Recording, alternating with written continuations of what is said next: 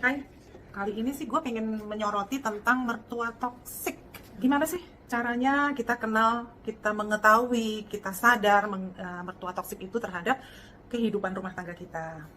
Banyak sebenarnya, cuman gue hanya mau ngebahas satu aja yang diceritain ke gue. Jadi kemarin tuh adalah teman gue nangis-nangis cerita ke gue tentang mertuanya dia. Teman gue cewek ya, dan dia kerja dengan penghasilan yang lumayan. Beli motor tuh bisa 3 bulan kerja beli motor satu tuh bisa, jadi tau lah ya, di atas UMKM lah, UMR.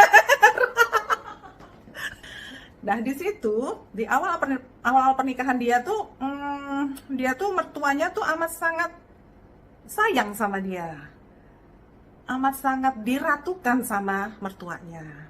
Entah gimana lah ceritanya, ke arah sini ke arah sini ke arah sini, lama-lama kayak semacam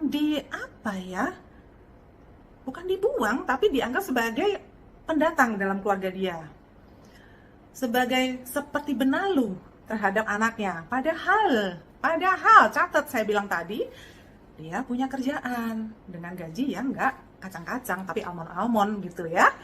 Nah, sampai dia menahan sakit hati itu, dia disepelekan, dihina tidak dengan verbal ya, tapi dengan sikap di mana dia tidak dianggap. Nggak kuat dia, datanglah ke gue, curhatlah ke gue. Gue juga bingung kenapa dia curhat ke gue, padahal gue juga banyak masalah ya, gitu ya.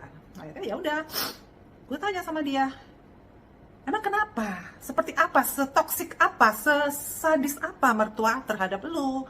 Itu tadi, dia udah capek-capek kerja, bersama suaminya dia menghidupi keluarga, menyekolahkan anaknya, tapi tidak dianggap apa-apa. Si mertua ini langsung ke suaminya gitu, jadi bener-bener tidak dianggap. Dan suaminya ini sebenarnya gue lupa, yang membuat dia bertahan terhadap pernikahan ini adalah suaminya baiknya minta ampun. Hanya saja saking baiknya dia tidak bisa memilah antara istri dan ibu. Mertuanya nih ibu ya, ibu, karena ya di agama gue kan nomor 1 ibu, nomor 2 ibu, nomor 3 ibu. Cuman dia lupa 4 istri kali ya. Nah, jadi dia seperti ngebelain ibunya terus, tapi tidak menyikut istrinya sih, enggak. Nah, si istrinya itu kepinginnya si suaminya itu mengambil sikap lah sebenarnya. Tolonglah hargai saya sebagai istrimu, gitu loh. Sampai karena dia menghormati suaminya, dia tidak terlalu nggak beranilah marah gitu. Sampai ada di suatu titik tertentu ya, kakaknya, adiknya, sampai keponakannya pun ikut campur. Sorry, gue tadi barusan minum. Nah, jadi akhirnya gimana harus menyikapi? Gue bilang sama dia, kita sama-sama wanita yang bekerja, kita punya harga diri, silahkan ambil sikap.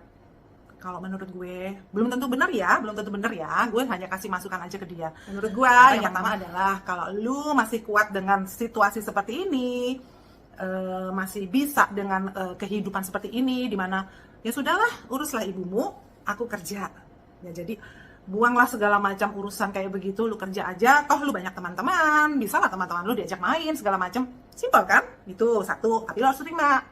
Atau yang kedua, pastikan bahwa bang, bilang sama suami, kira-kira seperti itulah ya bang, saya tidak bisa hidup seperti ini. Bukan abang, tapi keluarga abang.